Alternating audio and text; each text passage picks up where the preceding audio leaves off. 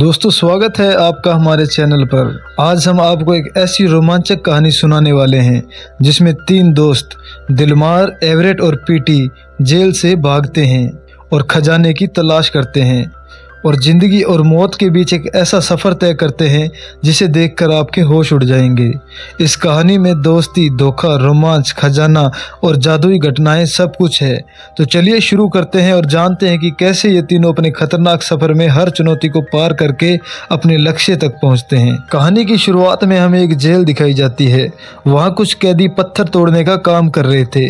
हर तीन कैदियों को एक जंजीर से बांध रखा गया था। वहीं तीन कैदी थे, दिलमार, पीटी और एवरेट, जो आज जेल से भागने की योजना बना चुके थे। भागते भागते वो तीनों एक तबेले में पहुंचे। वहां से उन्होंने एक मुर्गा चुराया और अपनी भूख मिटाई। इन तीनों को किसी खुफिया खजाने का पता था और यही कारण था कि वह जेल से भाग रहे थे।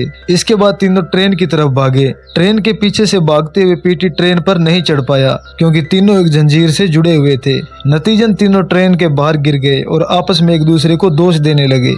तभी वहां से एक बूढ़ा आदमी बग्गी लेकर गुजरता है। तीनों फौरन उसकी बग्गी पर छुपकर बैठ जाते हैं। बूढ़ा आदमी अंधा था, इसलिए उसे पता नहीं चला कि उसके बग्गी में तीन कैदी छुपे हैं।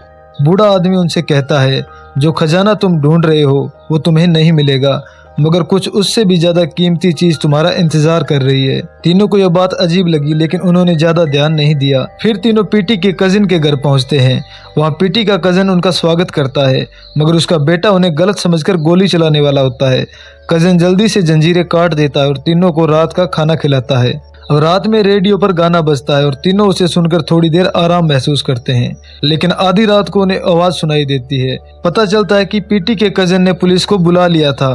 पुलिस उन्हें बाहर आने को कहती है, मगर तीनों मना कर देते हैं।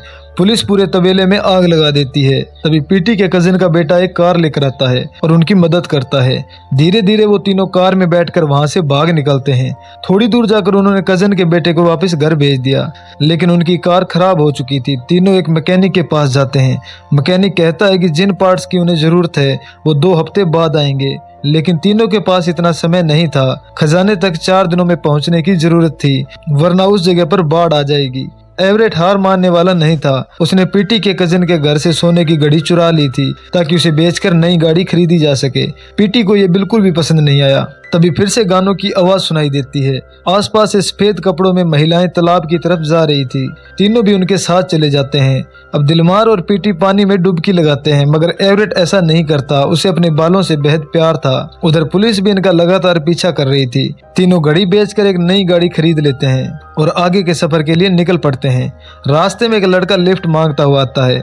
उसका नाम टॉमी था। तीनों उसे कार में बिठा लेते हैं। टॉमी उनसे म्यूजिक के बारे में बातें करने लगता है। वह बताता है कि पिछली रात वह अपनी सोल डेविल को बेचने आया था ताकि उसे एक खास म्यूजिक सिखाया जा सके।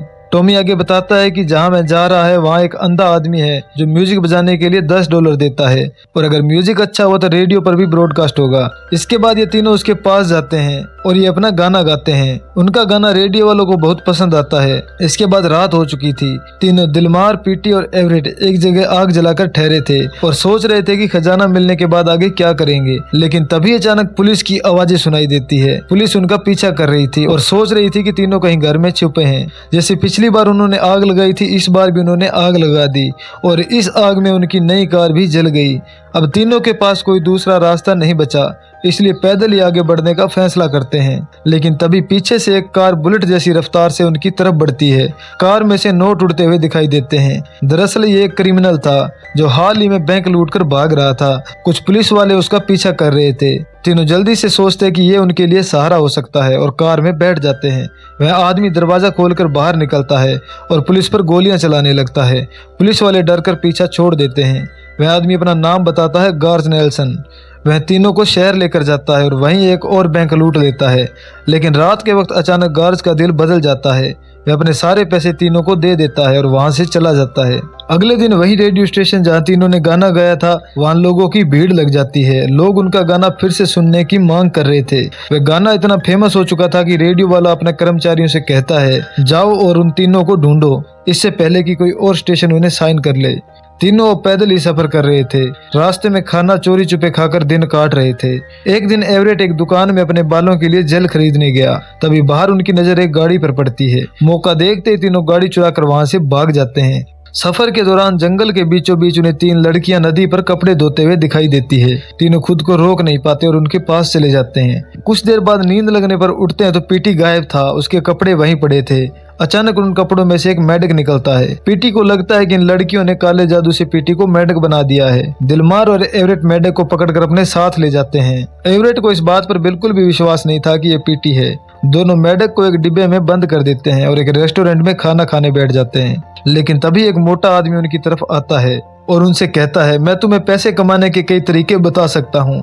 लेकिन बाहर खुली हवा में तीनों उसकी बातों में आ जाते हैं और खाना पैक कराकर उसके साथ बाहर जाते हैं। लेकिन जैसे ही मौका मिलता है वह आदमी डंडे से हमला कर देता है और तीनों के सारे पैसे छीन लेता है और उस मेंढक को भी मार देता है और उनकी कार लेकर वहां से चला जाता है। अब तीनों के पास कुछ भी नहीं बचा। अब हम देखते हैं कि पीटी जेल वालों के हाथों पकड़ा जाता है और वह लोग उसे बुरी तरह से पीट रहे होते हैं, जिससे वह दिलमार और एवरेट के बारे में पूछ रहे थे। अगले दिन दिलमार और एवरेट एक ट्रक वाले से लिफ्ट मांगकर आगे के सफर पर बढ़ते हैं। रास्ते में उन्हें वहीं जेल वाले कैदी दिखाई देते हैं जिनसे वे पहले जुड़े थे। तभी उन्हें वहीं पर पीटी दिखाई देता है। एवरेट दिलमार से पूछता है कि क्या पीटी का कोई जुड़वा भाई भी जेल में है। अब ये सवाल दोनों को हंसाता है, मगर उनके मन में चिंता भी होती है।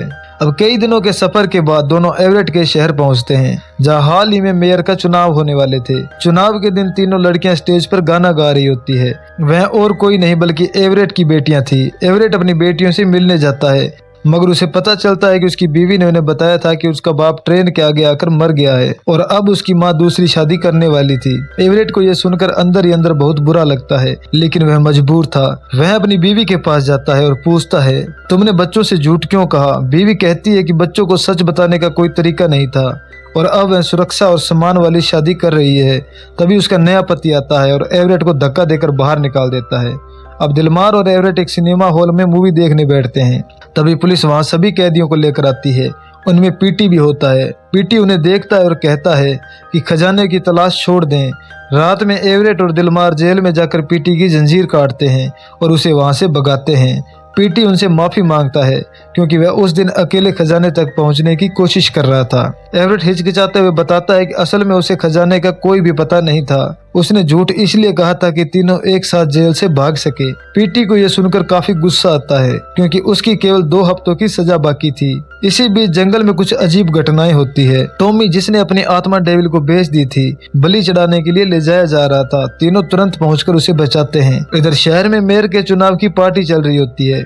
अब ये तीनों नकली दाढ़ी लगाकर वहां परफॉर्मर्स बनकर पहुंचते हैं और अपना फेमस गाना गाते हैं। सभी लोग उनका गाना सुनकर काफी खुश हो जाते हैं। वहीं एवरेट अपनी बीबी को मनाता है। मेयर चुनाव जीत जाता है और तीनों को जेल से माफ कर दिया जाता है। अगली सुबह तीनों उस जगह पहुंचते हैं जहां खजाने और एवरेट की शादी की रिंग रखी हुई थी, लेकिन जेल वाले उन्हें पकड़ने आते हैं।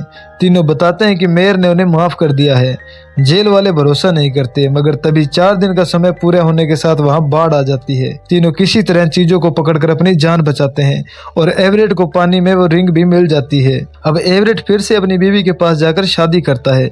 बीवी नखरे तो दिखाती है, मगर अंत में सब ठीक हो जाता है। पीटी, दिलमार और एवरेट एक साथ है। उनका सफर खत्म होता है और जिंदगी एक नए मोड़ पर आगे बढ़ती है। अब वे तीनों अपने रोमांचक, खतरनाक और मजेदार सफर में बहुत कुछ सीख चुके हैं। खजाना, प्यार और दोस्ती के साथ उनकी कहानी यहीं समाप्त होती है। तो दोस्तों, ये थी दिलमार, एवरेट और पीटी की रोमांचक कहानी, जिसमें जेल से भागना, खजाने की तलाश, दोस्ती और प्यार के लिए उनके संघर्ष को हमने देखा। आखिरकार उन्होंने अपनी चुनौतियों को पार किया और जिंदगी के नए सफर की शुरुआत की।